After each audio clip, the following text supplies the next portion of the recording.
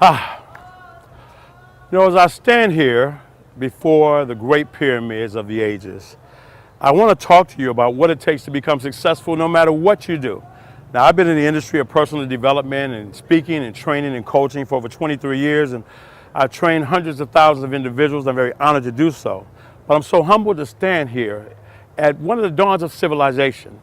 And when you look at this great mass that's behind me, I want you to look at your life in the same manner, because everything began with a foundation. It began with someone having a great vision, a great dream. And we have to have those same things to achieve anything in our life. Benjamin E. Mays once said, it must be borne in mind that the true tragedy in life does not lie in not reaching your goal. He said the true tragedy lies in having no goals to reach for. He said it's not a calamity not to capture your ideals, but it is a calamity to have no ideals to capture. He said it's not a disgrace not to dream, but it is a disgrace to have no dream. He said it's not a disaster not to reach the stars, but it is a disaster to have no stars to reach for. Because when you reach for the stars, even when you fall short, you come down with stardust in your hand. When you look at these pyramids, you look at your life, remember everything happens twice in life, first a thought and then a thing. Stephen Covey once said, begin with the end in mind. Someone also said that you can tell the future if you're willing to write it. So here's a man, a king, that sits there one day and decides he wants to design something bigger than life, something that will hold his legacy, something that would be this cornerstone of his entire life, his entire family's life, tradition, to change the culture of everyone. And it took a village to do it all. Every brick behind me, every brick represents a life. Every bit of work that's put in there represents a life. It represents pain and perspiration, planning. Someone had to teach someone how to do it, but someone had to draw it up when there was nothing. When there was nothing there, somebody had to take someone's dream and idea and give it life. The thinker thinks, and the prover always proves. And each and every one of us can do that in our life if we adhere to some basic principles. Number one, we have to take ownership. We have to take full responsibility for the things we do in our life. There's a story of a man named Ernesto. Ernesto was sitting on the edge of the bed, and he's kind of nervous. It's the first day of school. His palms are sweaty. His mama knocked on the door and said, Ernesto, it's time to go to school.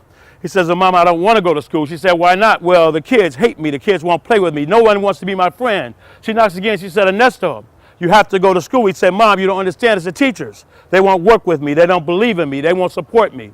She knocks again. She says, Ernesto, it's time to go to school, because after all, you're the principal. See, right now, we're the principal in our life. If it's got to be, it's up to me. We must take that responsibility. We must take the responsibility of building our skill level, of getting the systems in place. And whatever we don't know, the resources are readily available to us.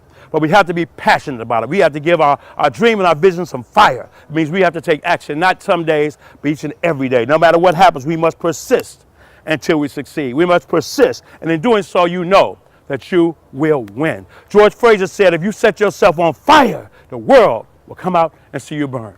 You see, this is one of the wonders of the world, but there's another wonder. There's another wonder, and that wonder lives in you.